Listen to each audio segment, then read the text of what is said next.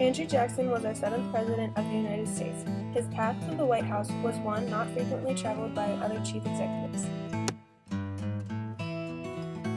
Jackson was an uneducated orphan. He was born into a poor family in a log cabin. Andrew was always wild and had no one to tell him it was wrong. He never actually went to law school, and he taught himself everything he knows. I never thought I would live to see a day where I, John Quincy Adams, of the famous Adams bloodline, would lose my presidency to an uneducated, non-elite orphan boy from South Carolina. He only won the election of 1828 because those southern and western states voted for him. In fact, he had to change the voting rules to allow more people to vote. When I was the 6th president, the wealthy had control.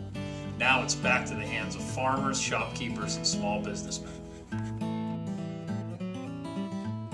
In the corrupt bargain in 1824, John Quincy Adams promised Henry Clay that if he got the House to vote for him and he got his electoral votes, he would be his Secretary of State. Most of the time, the Secretary would become president next term. Adams did this because Jackson had the popular vote, but not the electoral votes he needed to become president, and Jackson still had a chance in becoming president. The people who knew what was best for the United States were the wealthy, merchants, bankers, and lawyers. They were the people that were used to running the country. The whole idea of there being a president was less desirable to them than to the poor, and the fact that he didn't go to school made them even more unsure.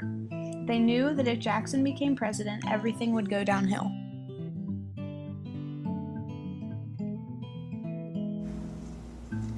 Our country will be ruined by that hillbilly scoundrel who calls himself President Jackson. Before him, our government was placed safely in the hands of people like me, the elite and wealthy members of society. Now we are going to be ruled by people who live out west and are not refined Americans like us in the east. I'm sure he is going to try to take money away from the rich, the people who make money for the country. I can only pray that he only serves one term, or even better, gets impeached. Jackson was very pleased that people helped him become president, so he made a spot for them in the office.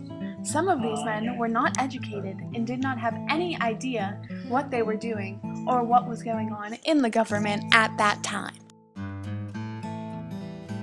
Jackson was not a fan of the wealthy people. He thought they only thought about themselves, when all they wanted was for there to be a strong central government. Jackson did not like the idea of a bank to help them out with their money. Jackson helped the enemy by passing the idea of a tariff and made life tough for the Southerners.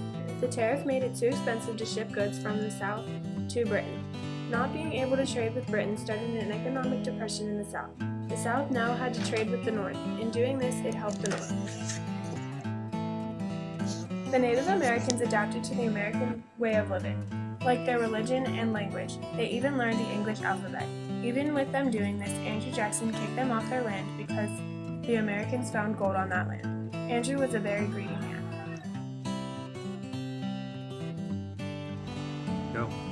Not only was General Jackson not satisfied with taking our land after that Battle of Horseshoe Bend, he had to slaughter our people in Florida. The chief of your so-called Supreme Court ordered that the state of Georgia give us back our land. As president, your Jackson refused to enforce this ruling. Instead, Jackson forced our 5 native tribes, totaling over 100,000 people, to move to some worthless land called Oklahoma. How long until Jackson and the rest of the white man force us off our land?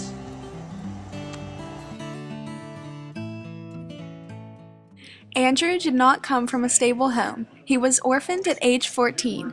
Jackson was a free spirit and did not go to law school or school as a child.